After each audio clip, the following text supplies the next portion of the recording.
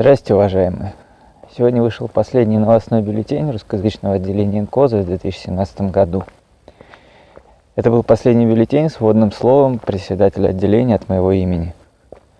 Следующий бюллетень выйдет уже в 2018 году. Состав директората изменится, и меня в нем уже не будет.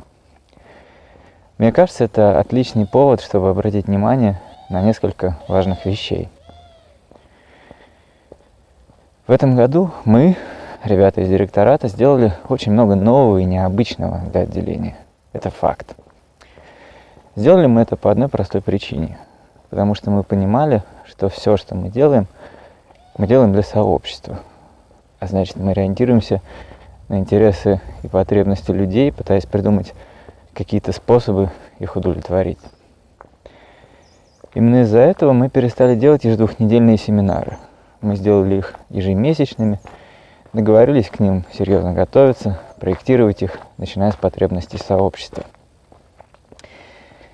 Именно из-за этого мы сделали так, чтобы на наших мероприятиях были дискуссионные секции, когда каждый участник профессионал в своей сфере, никто не позволяет себе с позиции ментора выступать на этих мероприятиях.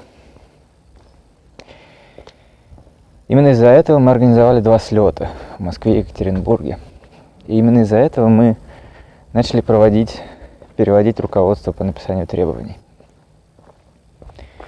Мы прекрасно понимаем, что ничего из этого не смог бы сделать один человек. Поэтому мы ввели очень важное правило в директорате. Каждый член директората, ориентируясь на известные потребности сообщества, может начать какую-то работу, какой-то проект.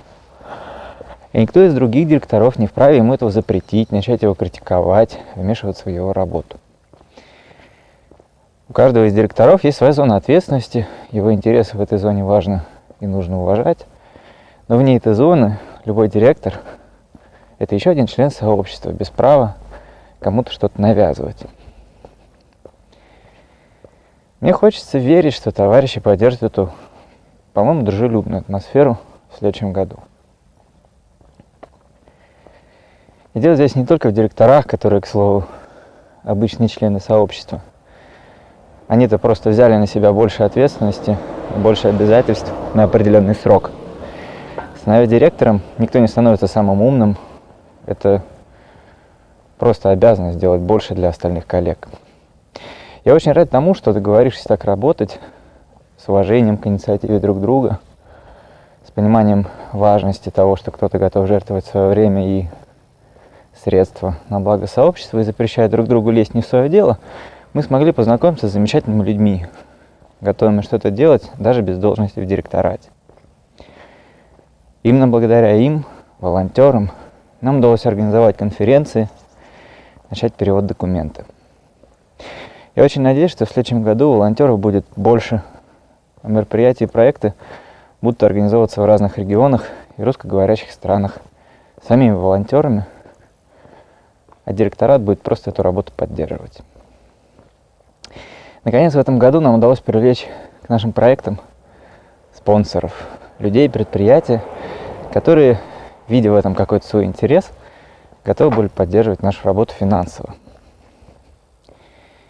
И ничего из этого нам бы не удалось сделать без одной принципиальной вещи.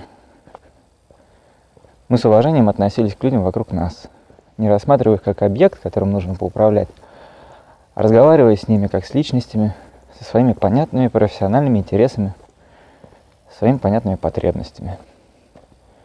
Кому-то для этого нужны таблицы со списками заинтересованных сторон, их представителей, их интересов, а кому-то просто понятно, что людей любить надо.